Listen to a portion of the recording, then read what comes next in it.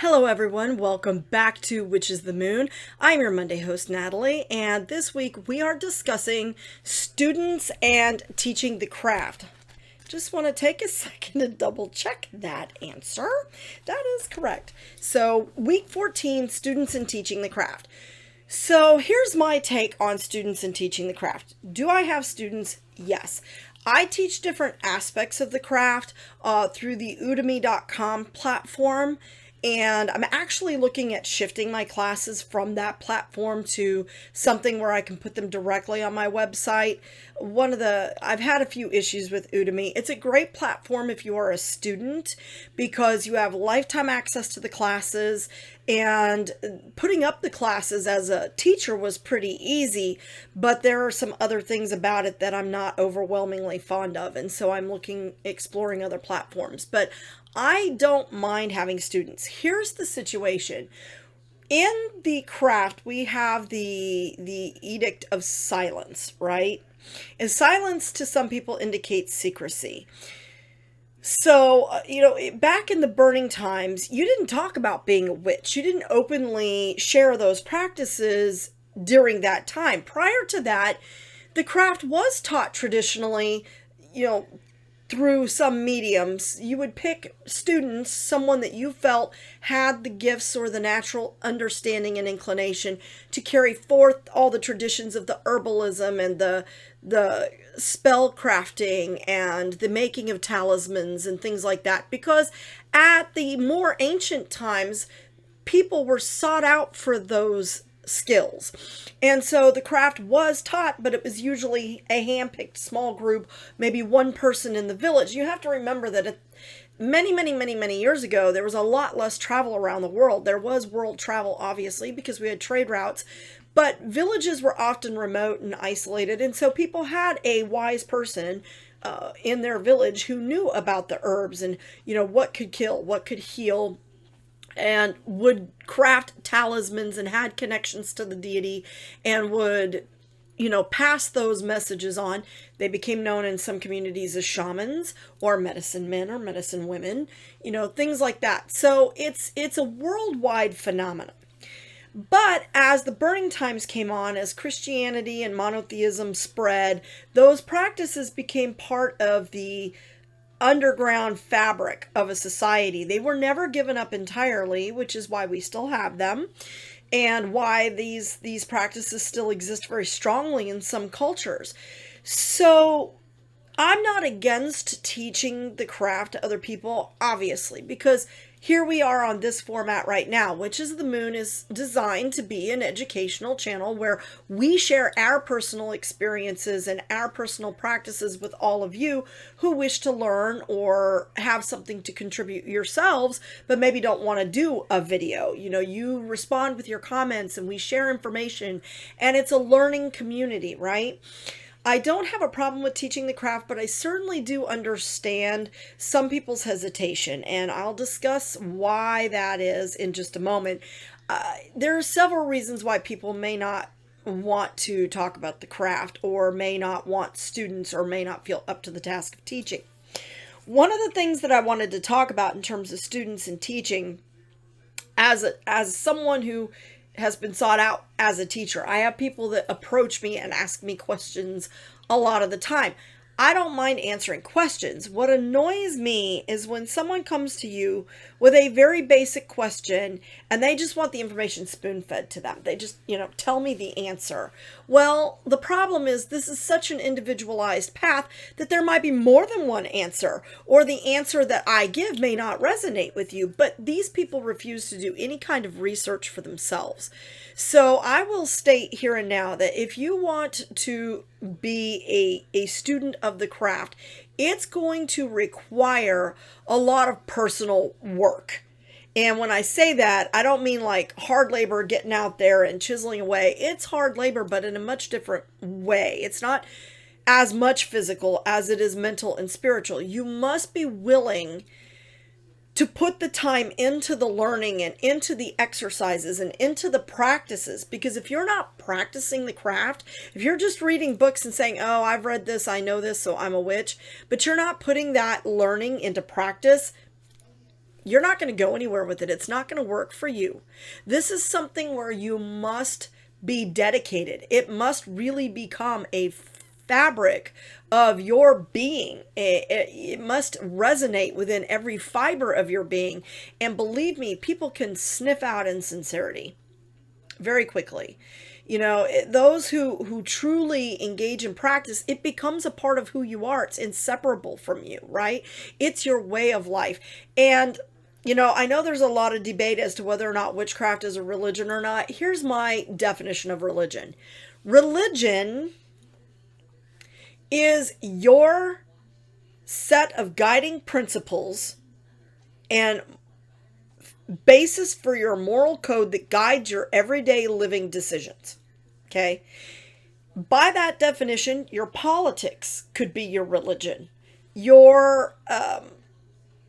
Simply your moral compass. That is your religion, right? Whether you work with a specific deity or you're agnostic, you think there's a higher being, but it's just not, directly involved, it doesn't matter.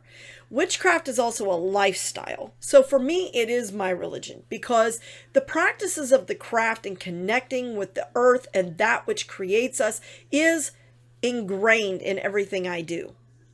Okay, so if you're not willing to take that on, then don't be a student of the craft because you're not going to gain anything.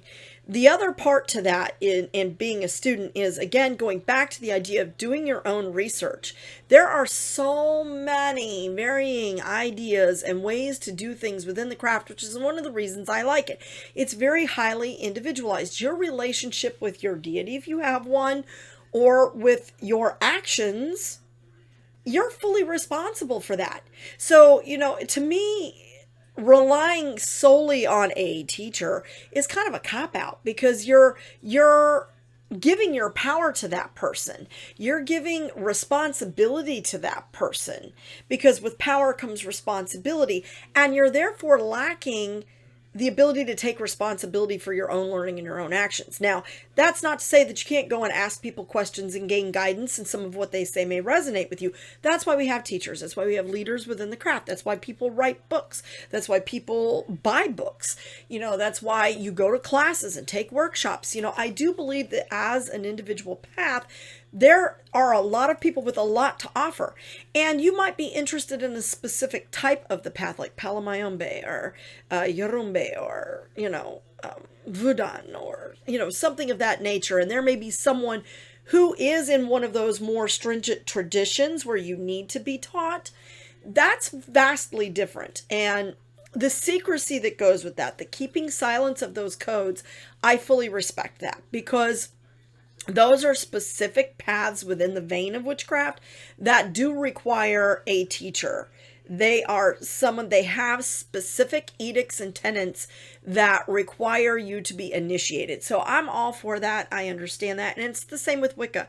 You have your 3 degrees and some groups have more than that. And I understand fully if someone wants to immerse themselves in that. So I'm not saying that, you can't be a student or you can't be a teacher. I'm saying if you're going to walk the path, do a lot of research and don't rely just on what you're being taught. Look for other resources outside of that and ask intelligent questions. If you read something that seems contradictory to what this person is telling you and you're confused as to why, ask them, especially if it's one of those more traditional veins of witchcraft.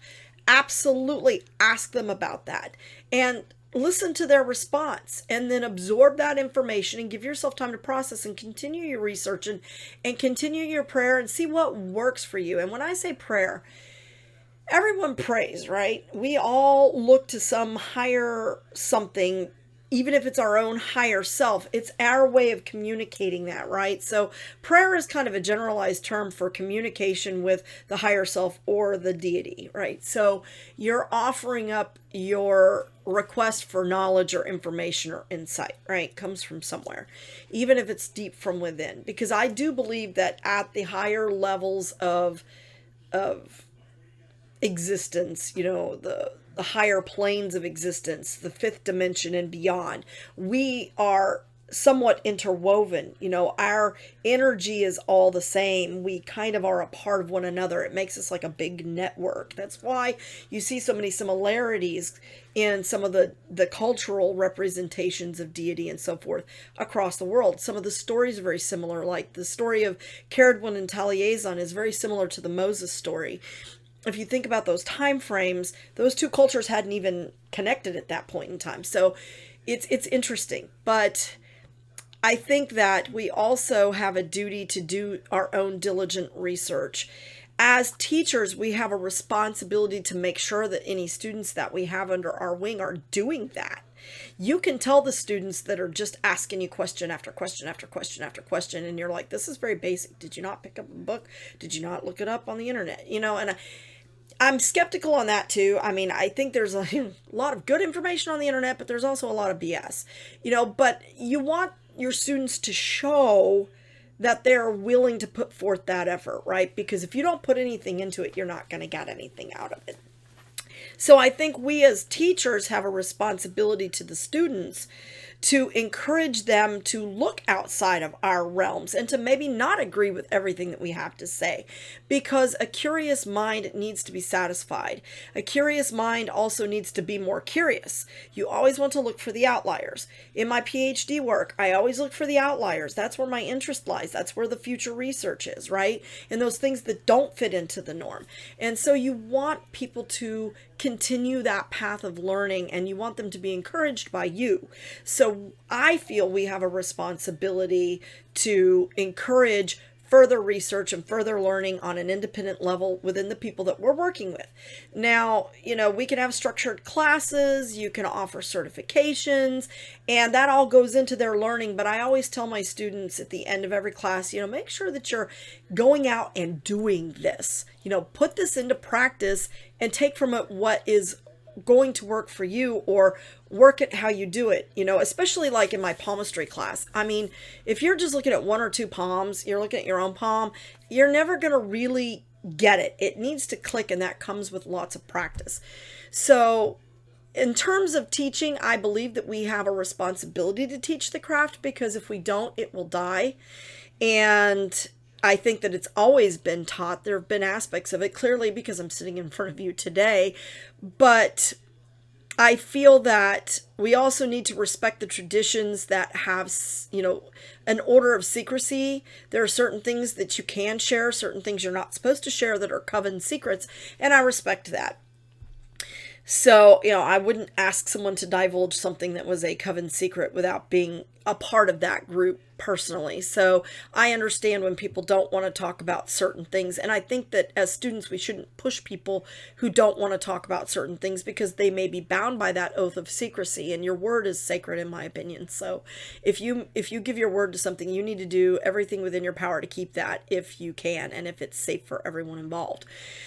But as students, we also have responsibilities to forward our own learning and to put that learning into practice. And so I think that it's good to both be a teacher and a student. I think that you learn more when you start teaching, because it forces you to do your own research as well. So, I think teaching the craft is a great way to learn it. You have to be in practice. You have to be doing these things. You have to be engaged fully on every level of your life in order for that to really engage. And so I think, it's highly important to be both a student and a teacher within the craft. So that is my spiel on that. I look forward to seeing the other hosts' opinions on this topic. It's something that we have talked about before in the past on other seasons, but I welcome your comments. Remember, anything you hear here is my opinion. So, don't crucify me. Because I will rise. Maybe not on the third day, it might be the 10th. But I do look forward to seeing your comments and seeing your suggestions and your opinions. So please do leave them in the comments below. Also, don't forget to check out our new Patreon, www.patreon.com/Witches of the Moon.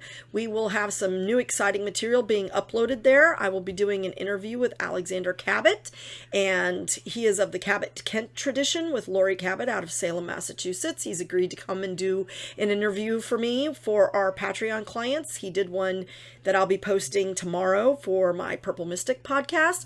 So we're going to dive into more of the African diaspora religions.